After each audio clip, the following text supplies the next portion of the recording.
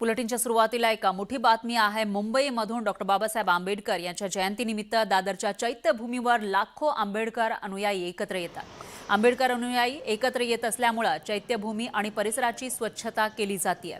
रस्ते पाण्याने धुतले जात आहेत, तसंच रस्त्याच्या दुतर्फा बाबासाहेबांना अभिवादन करणारे पोस्टर सुद्धा लावलेले आहेत।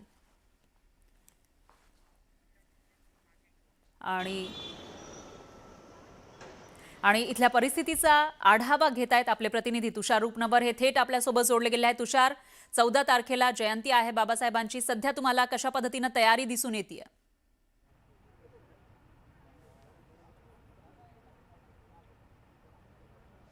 फरा संपूर्ण देशभर डॉक्टर बाबासाहेब आंबेडकरांची जयंती मोठ्या उत्साहामध्ये पार पाडताना पाहायला मिळत असते।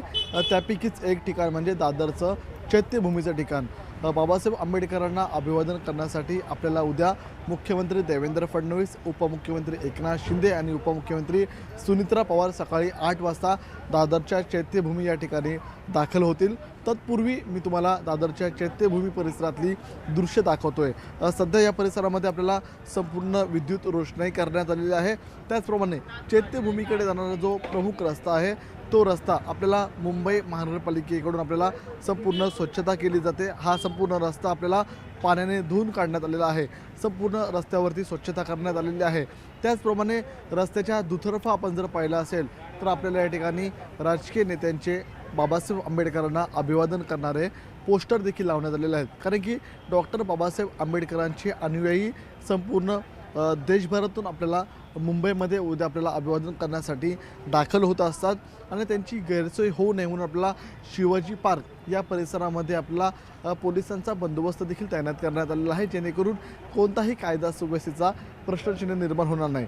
आता देखील आपण पाहिलं असेल तर चैत्यभूमी परिसरामध्ये आपल्याला पोलीस तैनात करण्यात आलेले आहेत, जेणेकरून जे अनुयायी प्रामुख्याने आपल्याला महाराष्ट्राच्या बाहेरून येत असतील किंवा महाराष्ट्राच्या विविध ग्रामीण भागातून येत असतील त्यांची गैरसोय होऊ नये, त्यांना आपल्याला सांगता यावं म्हणून स्वतः देखील आपल्याला पोलीस सर्वांशी संवाद साधताना पाहायला मिळतात। आपण पाहत असाल तर या चैत्यभूमी परिसरामध्ये वरिष्ठ पोलीस अधिकारी असतील किंवा पोलीस कॉन्स्टेबल दर्जाचे पोलीस असतील, हे देखील आपल्या परिसरामध्ये तैनात करण्यात आलेले आहेत। संपूर्ण या चैत्यभूमी परिसराला पोलीस छावणीचं स्वरूप आहे। या परिसरामध्ये विद्युत रोषणाई देखील करण्यात आलेला आहे।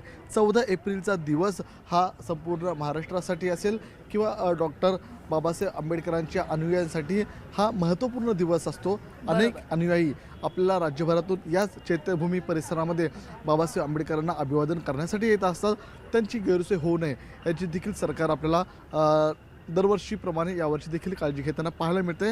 या परिसराची विशेषतः संपूर्ण परिसर स्वच्छतामय ठेवण्यात आलेला आहे।